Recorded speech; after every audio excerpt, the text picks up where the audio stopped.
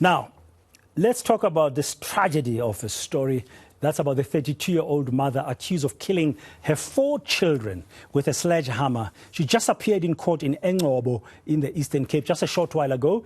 The children were aged 2, 5, 9 and 11, and apparently they were asleep at the time when their mother killed them. Our reporter Ronald Masinda is covering that story for us. He's joining us now live from eNCA. Ronald, good afternoon. We saw the 32-year-old woman appearing in court a short while ago, and the case has been postponed to the 17th. Tell us what happened.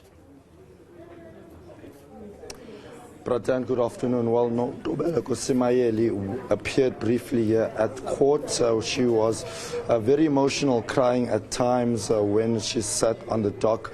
But what we heard in court is that although she doesn't have a criminal record, that's according to her, she does have a protection order against her that was made by the girlfriend of the father of her children. I am quickly joined by a couple of guests. I am joined by Noboleko's father to give us a quick insight of what took place at Tata Sabulela xesha lakho. Niyibone njani imeko yalapha ecourt namhlanje? Imeko yalapha ecourt kuba ke ningumntu oqala uze court andibonanga bubi. Bona nje seyimeko ehamba kakuhle. Nemibuzo ke ebhekisiweyo akho nto ndiyicakileyo. Uyamzonda umntana wakho? Andisoze ndimzonde nakanye. Kangangentoba kuba elapha ingane ingakhala ngoba andiyithandi le ndawo akuyo. Ewe yena usetyenzisiwe yile nto endisebenzisileyo kodwa ndasoloko ndimxhasa futhi nabazukulwana bam ndiyabathanda ndonakele emphefumlweni. Ndakubona nakele manyani xhego lam. Ndicela ubuza njengovalelisa ndayazi ningxamile. Sihamba njani ilanduka ihamba njani imeko yefamily ngoba sibonanga umama elapha? Kwimeko yefamily akukho nto ingamandla sawudibana ngecawe sibonisana uba sithini nini. So yonke into iyawuvakala ngecawe uba sigqiba kanjani sisithini.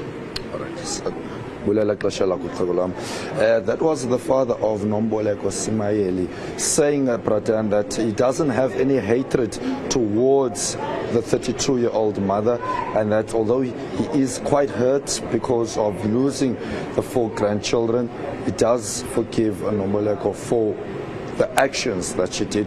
Of course, he was the man who was at the first person on the scene when Nomboleko made that confession of killing the 4 children. I am now joined by the MEC for Social Development, Umamufanta. Thank you so much for your time. I mean, this is a really tragic event that took place here, and I know that your department in particular will try to assist the family. In what way, if I may ask? Thank you, Msasas. Thank you.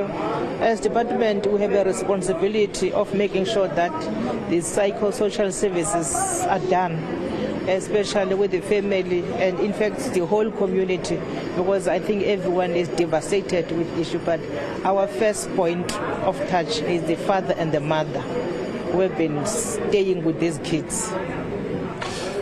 Have you made a turn at the house? I know that you've been very busy, and I'm sure that also that there will be questions as to how you will also try and assist the family, perhaps with regards to funeral arrangements. Is that in the pipeline?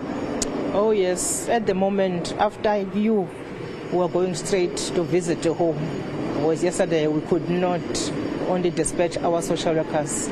The local municipality has committed to take care of the funeral arrangement because the 4 people at go is just out for the family.